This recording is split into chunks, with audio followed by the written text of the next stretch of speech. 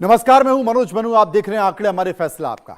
आज सवाल सिर्फ एक कलाकार का नहीं है, आज सवाल उस आवाज का है जिसने हिंदुस्तान को धड़कन दी, जिसके सुरों पर इश्क भी सोया, इश्क भी रोया और देशभक्त भी झूमी, जिसका संगीत सरहदों से आगे दुनिया तक गूंजा।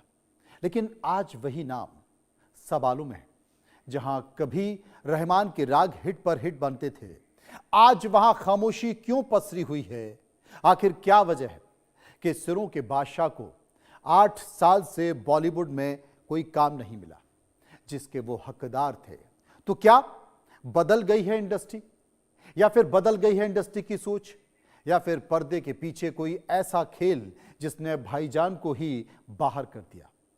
पर सुरों के बादशाह ए आर रहमान ने अचानक से उस बॉलीवुड के लिए ये सब कैसे कह दिया जिसने उन्हें नाम दिया, जिसने उन्हें पहचान दी? अब अचानक से क्या हुआ? तो आज आंकड़े हमारे फैसला आपका में हम इसी मुद्दे पर बात करेंगे और जानने की कोशिश करेंगे कि क्या बॉलीवुड ने भाईजान को बेरोजगार कर दिया?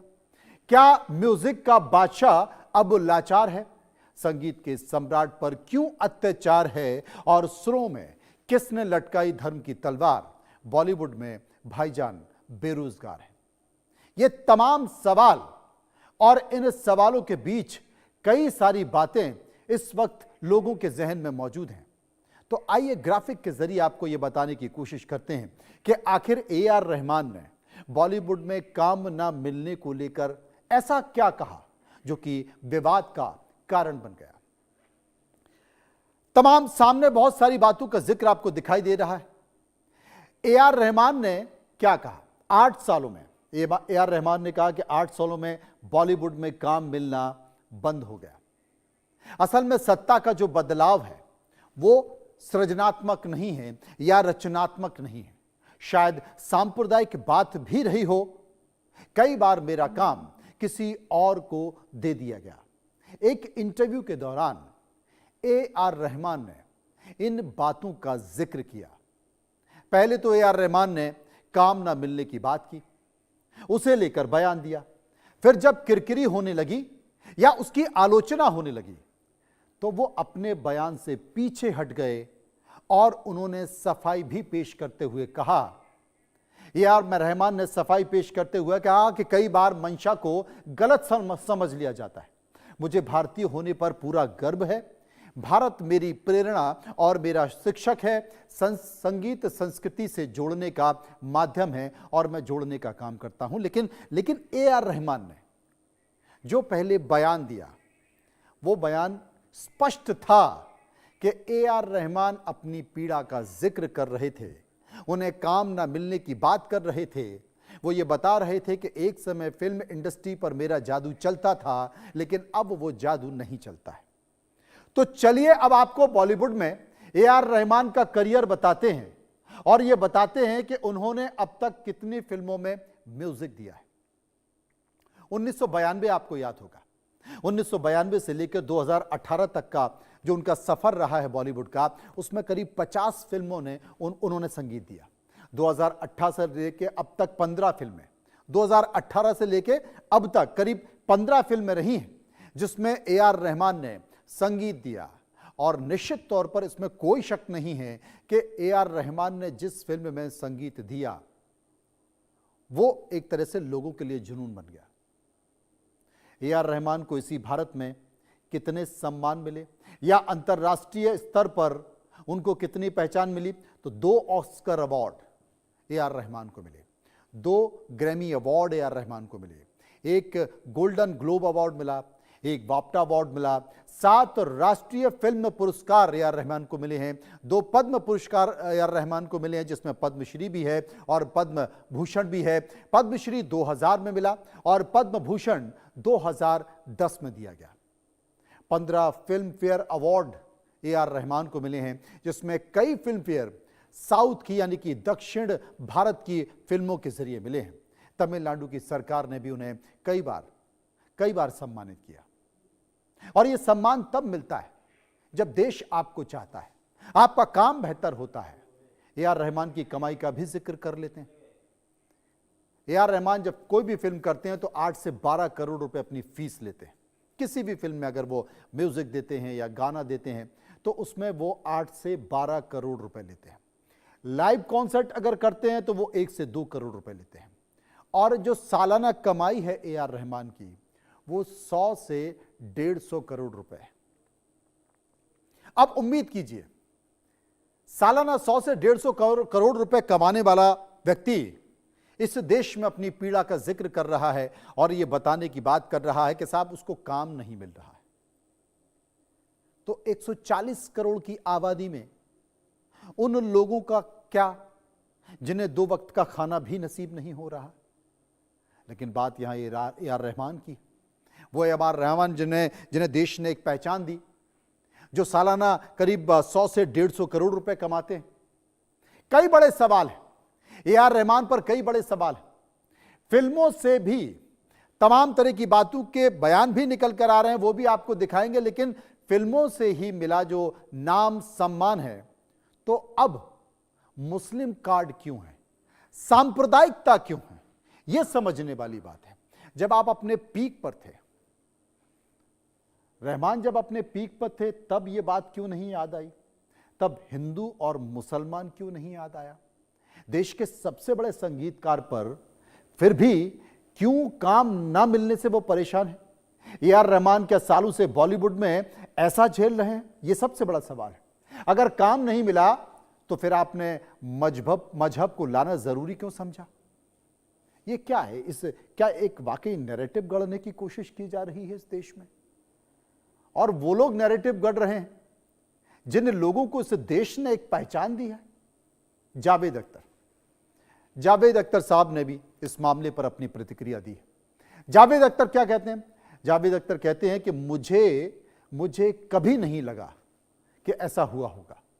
मुंबई के लोग ए आर रहमान का बहुत सम्मान करते हैं, आदर करते हैं। रहमान बहुत बड़े आदमी हैं, छोटे प्रोड्यूसर तो उनके पास जाने से भी डरते हैं। मुझे नहीं लगता कि इसमें कोई भी कम्युनल एलिमेंट दिखाई देता है। यह जावेद अख्तर इस बात का जिक्र कर रहे हैं। शान, कंगना रनौत, तमाम तरह के बयान निकल कर आए हैं। कंगना रनौत क्या कहती हैं? कंगना रनौत का बयान निकल कर आया, वो कहती है कि आप नफरत में अंधे हो चुके हैं। मुझे आपके लिए बहुत अफसोस होता है। फिल्म इमरजेंसी के लिए नरेशन चाहती थी पर आप मिले नहीं। ये बात कंगना बता रही है। आप प्रोपेगेंडा फिल्म का हिस्सा नहीं बनना चाहते थे। रहमान जी, हर किसी को जिंदगी में लड़ाइयां लड़नी होती हैं, तो अगर आपको काम नहीं मिल रहा है तो उसकी वजह कोई और हो सकती है। लेकिन आप इसे कम्युनल रंग ना दें, आप इसे सांप्रदायिक रंग ना दें। लेकिन दिया गया। कंगना रनौत ने भी इस बात का जिक्र किया। बहुत सारे बयान निकल कर आ रहे हैं। लेकिन सबसे बड़ी बात है कि ए आर रहमान ने इस बात का जिक्र क्यों किया? वो कलाकार जो 100 से 150 करोड़ रुपए कमाता है, वो कलाकार जो एक फिल्म के 8 से 12 करोड़ रुपए लेता है, वो कलाकार जो लाइव कॉन्सर्ट करता है तो 1 से 2 करोड़ रुपए की फीस लेता है। अब इसमें राजनेताओं के भी बयान आ गए। महबूबा मुफ्ती ने क्या कहा? वो कहती है कि ए आर रहमान के सपोर्ट में जावेद अख्तर की सहमति पर उन्होंने आलोचना जताई। शबाना आजमी को भी मुस्लिम होने पर मुंबई में घर नहीं मिला था। बॉलीवुड हमेशा से भारत का एक छोटा सा रूप रहा है जो देश की सामाजिक सच्चाइयों को दर्शाता रहा है। अनुभवों को नजरअंदाज करने से आज के भारत की सच्चाई नहीं बदल सकती। ये बात महबूबा मुफ्ती ने कही है। यानी कि वो ये बताने की कोशिश कर रही हैं कि ए आर रहमान का जो दर्द निकल कर आ रहा है उस दर्द में सच्चाई है। शबाना आजमी को भी घर नहीं मिला था और इस बात को लेकर भी बयान दिए गए थे। तो इस बात को स्वीकारना चाहिए। अगर ए आर रहमान इस बात का जिक्र कर रहे हैं तो इस बात को स्वीकारना चाहिए। और भी बहुत सारी बातें हैं जो इस मामले से जुड़ी हुई हैं, क्योंकि ए आर रहमान इस देश के ही नहीं, वो अंतरराष्ट्रीय स्तर पर एक बड़े कलाकार है। वो बड़े कलाकार है और अगर उन्होंने कोई बयान दिया है तो बहुत सोच समझकर बयान दिया होगा। उन्हें कुछ महसूस हो रहा होगा और जब वो महसूस हुआ, उन्होंने वो बयान दिया, तो फिर बात बहुत दूर तक चली गई। जमकर आलोचना ए आर रहमान की हो रही। सबसे बड़ी बात है कि जब ए आर रहमान बॉलीवुड में कदम रख रहे थे या दक्षिण भारतीय फिल्मों में कदम रख रहे थे, उस वक्त भी वो मुसलमान थे और आज भी वो मुसलमान है। जब उन्होंने अपना संगीत दिया, अपनी पहचान दी, सभी ने उन्हें हाथों हाथ लिया और आज भी लोग उन्हें हाथों हाथ लेते हैं। लेकिन अगर ये बयान निकल कर आया है तो इसे क्या समझा जाए? असल में यह पहली बार नहीं है, ऐसे कई सितारे हैं जिनका इस तरह का बयान निकल कर आया है जो कि कम्युनल तौर पर देखा जा रहा है। उदाहरण के तौर पर कुछ चेहरे, कुछ नाम मैं आपको दिखाना चाहता हूं। आमिर खान को ले लीजिए। आमिर खान ने कहा था कि मुझे और मेरी पत्नी को भारत में असुरक्षा महसूस होती है, हम असुरक्षा महसूस करते हैं। यह बयान के तौर पर देखिए, आमिर खान ने इस तरह का बयान दिया था। 50वें जन्मदिन पर शाहरुख खान ने क्या कहा? उन्होंने कहा था कि देश में असहिष्णुता बढ़ती जा रही है। ये शाहरुख खान ने इस बात का जिक्र किया। सलमान खान ने क्या कहा था? मुंबई धमाकों के दोषी याकूब मेनन पर उन्होंने एक ट्वीट किया था और ट्वीट में लिखा था कि एक बेगुनाह की मौत इंसानियत का कत्ल है। नसरुद्दीन शाह ने क्या लिखा था? वो लिख रहे थे कि मुस्लिमों को डर के साथ जीना होगा। मुझे डर है कि मेरे बच्चे मुस्लिम नाम से किसी भीड़ का शिकार ना हो जाएं। यह बात किसी और ने नहीं बल्कि यह बात नसरुद्दीन शाह ने कही थी। आज दंगे हो रहे हैं, दशकों से इस देश में दंगे होते रहे और जब दंगे होते हैं, कोई बम फटता है, कोई गोली चलती है तो पूछ कर नहीं चलती है कि आप हिंदू हो या मुसलमान हो। उसमें मुस्लिम भी आहत होता है, उसमें हिंदू भी आहत होता है। इस देश में जब भी आतंकवादी हमला हुआ है, जब इस देश में जब भी कोई बम फटा है तो उसमें किसी मुस्लिम का नाम क्यों आता है? यह भी समझने की बात है। दुख इस बात का है, ये तमाम चेहरे जिनका देश सम्मान करता है, इनकी कला का सम्मान करता है, चाहे वो नसरुद्दीन शाह हो, चाहे वो आमिर खान हो, चाहे वो शाहरुख खान हो या फिर तमाम दूसरे चेहरे हो या रहमान हो, देश इनकी कला का सम्मान करता है। इस देश ने पहचान दी है और पहचान के साथ साथ इस देश ने इनको नेम दिया है, फेम दिया है। आज भी जब अपनी खिड़की पर खड़े होते हैं सलमान खान, शाहरुख खान, तो एक भीड़, एक मजमा इनके घर के बाहर लगा होता है। क्या उसमें सारे मुस्लिम होते? क्या उसमें हिंदू नहीं होते? इनके चाहने वाले नहीं होते? होते हैं। वो उनकी एक झलक पाने के लिए बेताब रहते हैं और जब उन्हें देख लेते हैं तो उनकी आंखों से आंसू निकल लगते हैं। लेकिन जब इस तरह के बयान आते हैं तो तकलीफ होती है। इस देश की सरकार इनकी सुरक्षा करती है, इस देश के चाहने वाले इनकी फिल्म देखते हैं, कई सौ करोड़ में इनकी फिल्में जाती हैं, इनकी कला का आदर किया जाता है, राष्ट्रीय सम्मान से नवाजा जाता है। लेकिन बावजूद अगर इस तरह के बयान निकल कर आते हैं तो तकलीफ होती है। चलिए, आपको ए आर रहमान ने पहले क्या कहा और बाद में क्या सफाई पेश की, आपको दोनों बयान सुनवाते हैं। उनके जरिए आप समझ जाएंगे कि ए आर रहमान आखिर कहना क्या चाहते हैं। Past 8 years, maybe, because the power shift has happened. You know, people who are not creative have the power now to decide things. And this might have been a communal thing also, but not in my face. But I've heard, like Chinese whispers, that this happened and they booked you and the other company, the music company, went and funded the movie and got their 5 composers. India is my inspiration, my teacher, and my home. I understand that intentions can sometimes be misunderstood. But my purpose has always been to uplift, honor, and serve through music.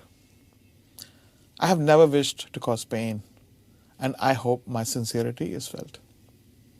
I feel blessed to be Indian, which enables to create a space which always allows freedom of expression and celebrates multicultural voices. आपने दोनों बयानों को सुना, दोनों frame आपने देखे, जिसमें communal बात की, सांप्रदायिक बात की। उसमें बहुत सहज ए आर रहमान थे। उनके चेहरे पर मुस्कुराहट थी, उनके चेहरे पर अंदाज था जैसे नेचुरल और नॉर्मल होता है। यानी कि बात उनके दिल से निकल रही थी। लेकिन इस देश में जब उनका विरोध होने लगा, लोग उन पर कमेंट करने लगे, तो बाद में उन्होंने फिर इस बात पर खेद व्यक्त किया।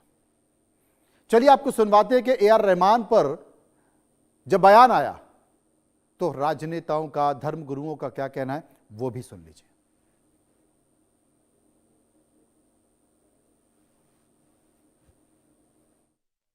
देखिए, ए.आर. रहमान जो है, पहले ये हिंदू थे, बाद में ये काम के लिए जो है सोचे कि हम अगर हिंदू धर्म, सनातन धर्म छोड़ देंगे तो शायद है यहाँ हमको ज्यादा काम मिले, क्योंकि कुछ ऐसे प्रभावशाली लोग थे जो हिंदू विरोधी थे। तो ये फिर मुस्लिम बन गए।